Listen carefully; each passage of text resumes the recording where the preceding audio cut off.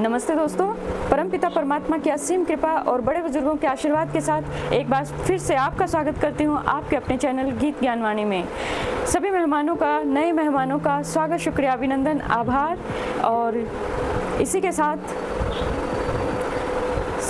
सभी पवित्र देवी देवताओं का आह्वान करते हैं और उन्हें आसन देते हैं। ओम श्री तुलसीदासाय नमः, ओम गौरीपतये नमः, ओम वाल्मीकाय नमः, ओम श्री सपत्निकाय लक्ष्मणाय नमः, ओम श्री सपत्निकाय शत्रुघ्नाय नमः, ओम श्री सपत्निकाय भरताय नमः, ओम श्री हनुमते नमः। इन्हें आसन देते हैं।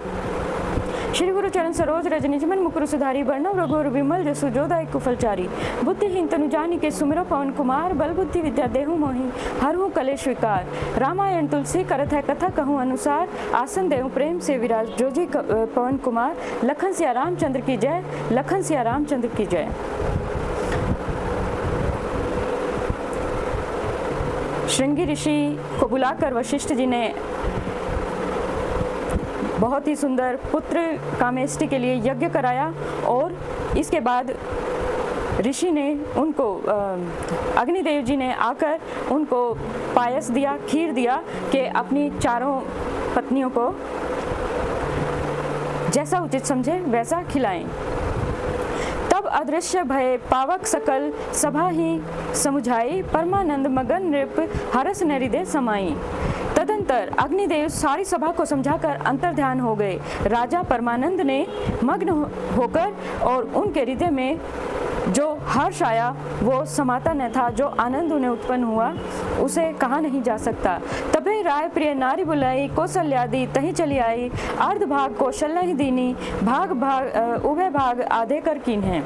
उसी समय राजा ने अपनी प्यारी पत्नियों को बुलाया। कौशल्या आदि सब रानियां वहां चली आई और राजा ने पायस का आधा भाग कौशल्या को दिया और शेष आधे के 2 भाग किए। केकई कह नृप सो दयऊं, रहे सो भय उभय भाग पुनि भयऊं। कौशल्या के कई हाथ धरी, दीन सुमित्री मन प्रसन्न करी।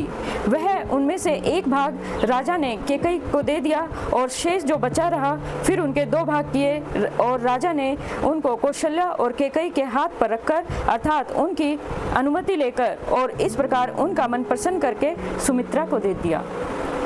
एहि विधि गर्भ सहित सब नारी, भय हृदय हर्षित सुख भारी। जा दिन ते हरि गर्भ ही आए, सकल लोक सुख संपत्ति छाए। इस प्रकार सब स्त्रियां गर्भवती हो गई और वो हृदय में हर्षित हुई। उन्हें बड़ा सुख मिला। जिस दिन से श्री हरि लीला से ही गर्भ में आए, सब लोकों में सुख और संपत्ति छा गई।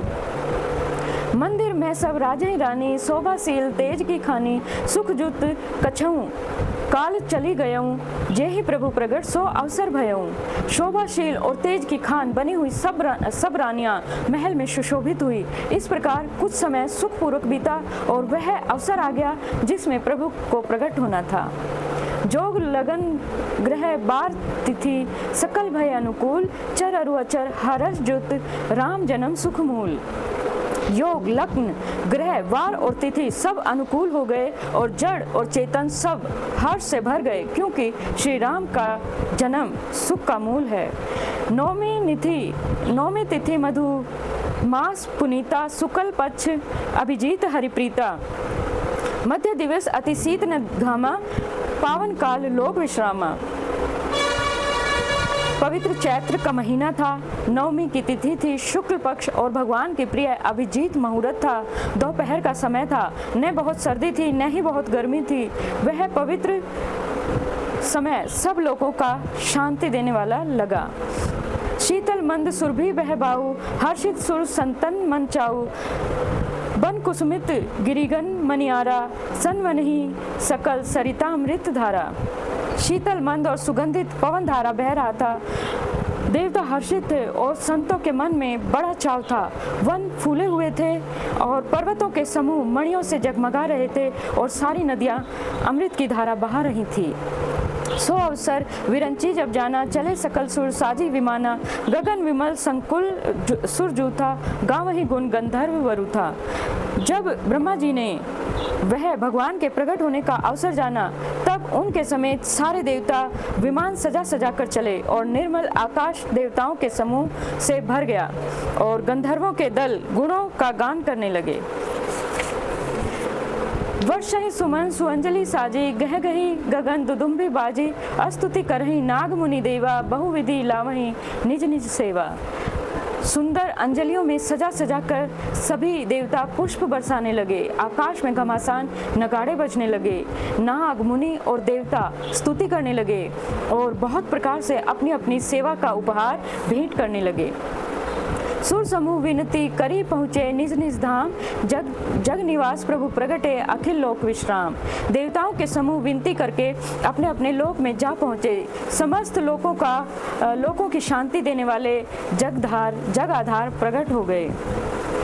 भय प्रकट कृपाला दीन दयाला कौशल्या हितकारी, भय प्रकट कृपाला दीन दयाल कौशल्या हितकारी।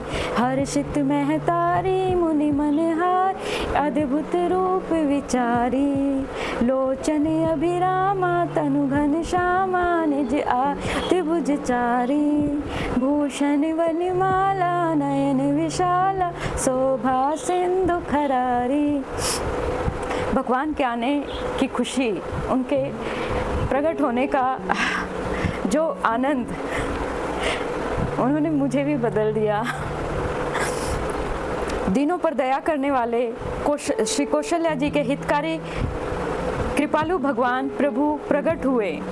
मुनियों के मन को हरने वाले और उनके अद्भुत रूप का विचार करके माता हर्ष से भर गई।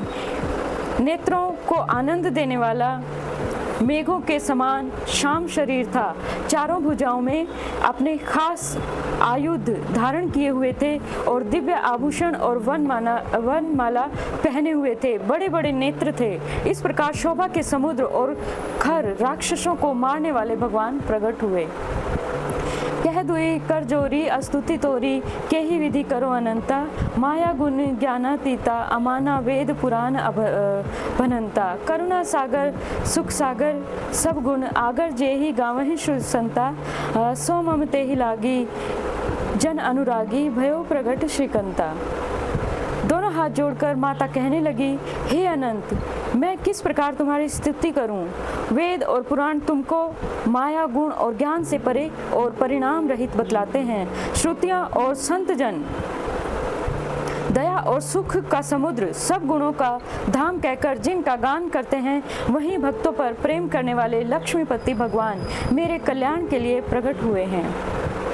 ब्रह्मांड निकाया निर्मित माया, रोम रोम प्रतिवेद कहे। मम ओसोवासी यह उपहासी, सुनत धीरमति थिर न रहे। उपजा जन ज्ञाना प्रभु मुस्काना, चरित बहुत विधि कीन चहे। कही कथा सुनाई मातु बुझाई, जेहि प्रकार सुत प्रेम लहे। वेद कहते हैं कि तुम्हारे प्रत्येक रोम में माया के रचे हुए अनेकों ब्रह्मांड के समूह भरे हुए हैं। वे तुम मेरे गर्भ में रहे।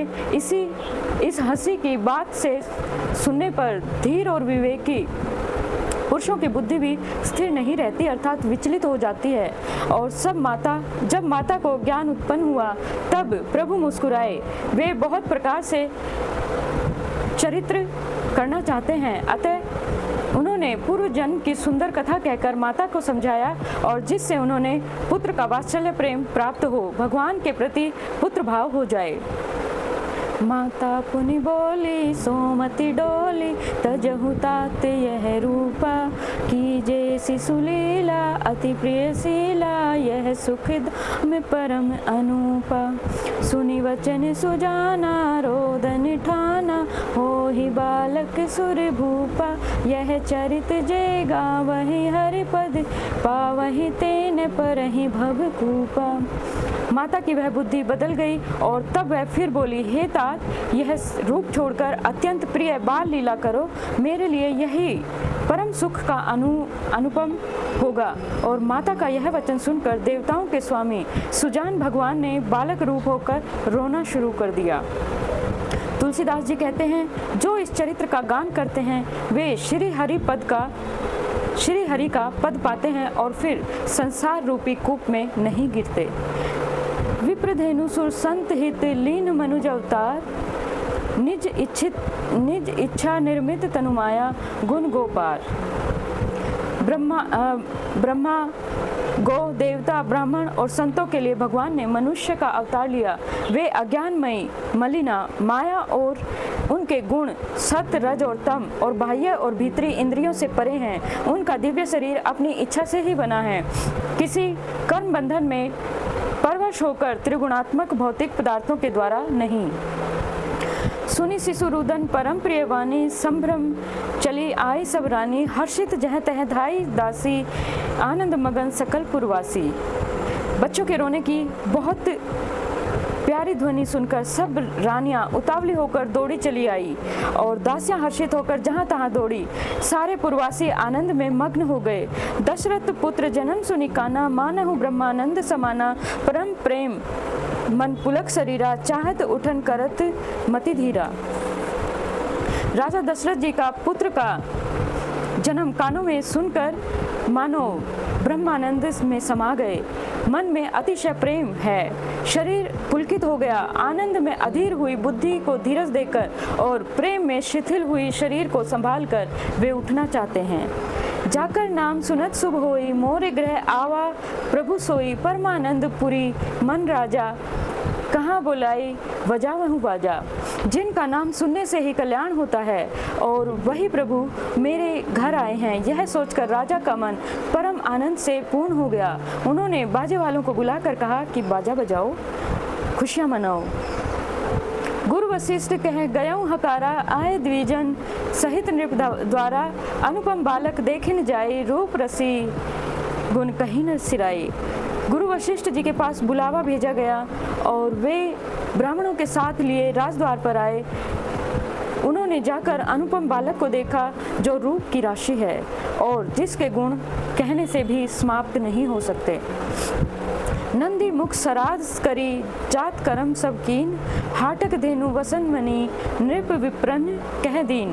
फिर राजा ने नंदी मुख श्राद्ध करके सब जात कर्म संस्कार आदि किए और ब्राह्मणों को सोना, गौ और वस्त्र मणियों का दान दिया।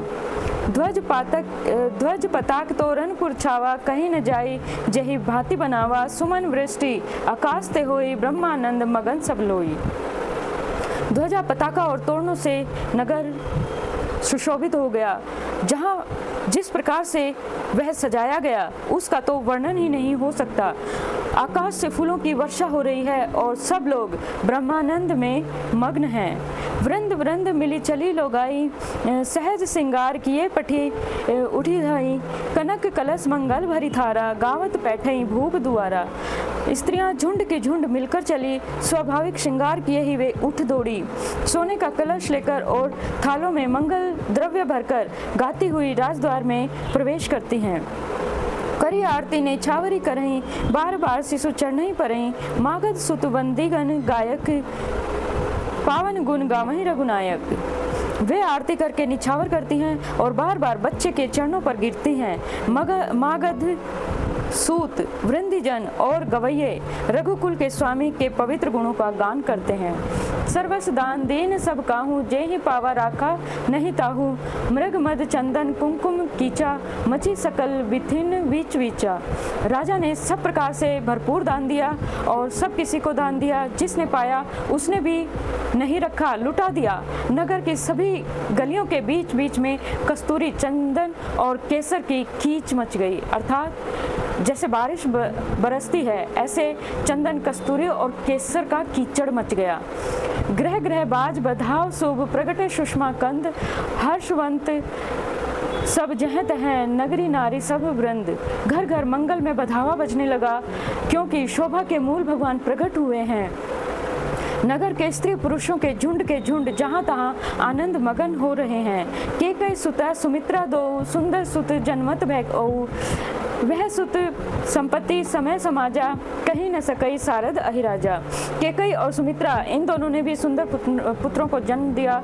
उस सुख, संपत्ति, समय और समाज का वर्णन सरस्वती और सर्पों के राजा शेष जी भी नहीं कर सकते। अवधपुरी सोहे तिभाती, प्रभुति मिलन आई जनु राती, देखी भानु जनु मन सकुचाती, तदपि बनी संध्या अनुमानी। अवधपुरी इस प्रकार सुशोभित हो रही है मानो रात्रि प्रभु से मिलने आई हो और सूर्य को देखकर मानो मन में सकुचा गई हो, परंतु फिर भी मन में विचार कर मानो संध्या बनकर रह गई हो।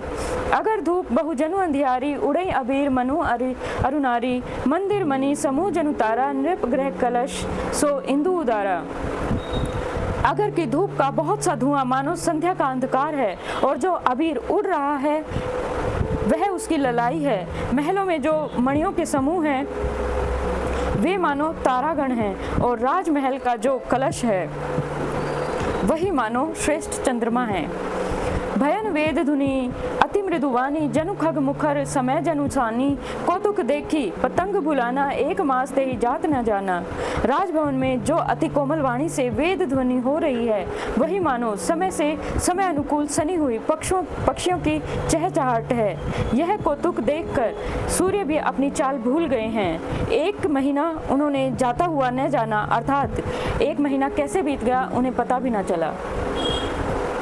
मास दिवस कर दिवस मरम न जाने कोई रथ समेत रथी का थाके निशा थकन विधि होई।